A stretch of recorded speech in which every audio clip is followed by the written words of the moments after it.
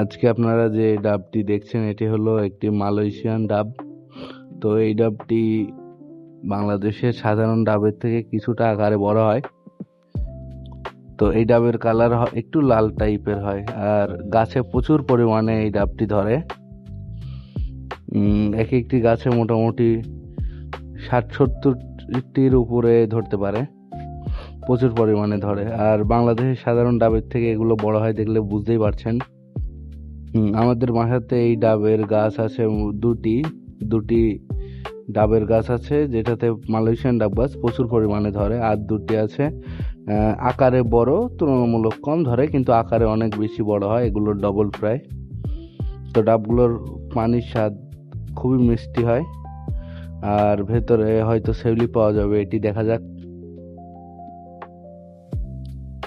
তো ডাব কাটা কিন্তু খুব পরিশ্রমের একটি কাজ হয়।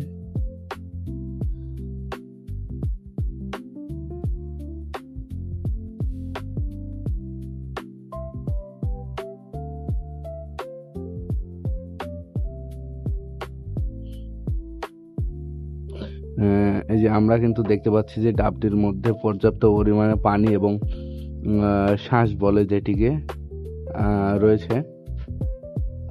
দেখে বুঝতে পারছেন যে এটি একদম খুব সুন্দর একটি ডাব।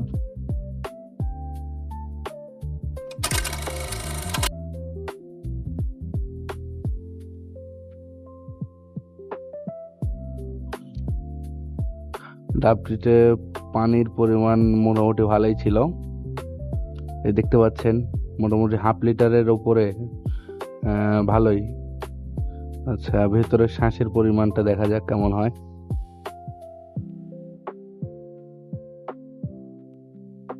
খুব শক্তি দিয়ে আঘাত করতে হয়।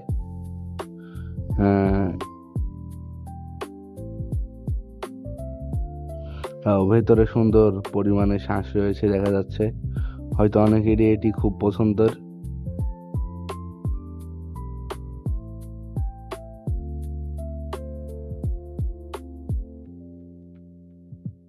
এই শ্বাসটি ছিল খুবই মিষ্টি, খুব সুন্দর সুমিষ্ট একটি ডাব ছিল। তো ভিডিওটি ভালো লাগলে সাবস্ক্রাইব করবেন, চ্যানেলের সাথেই থাকবেন।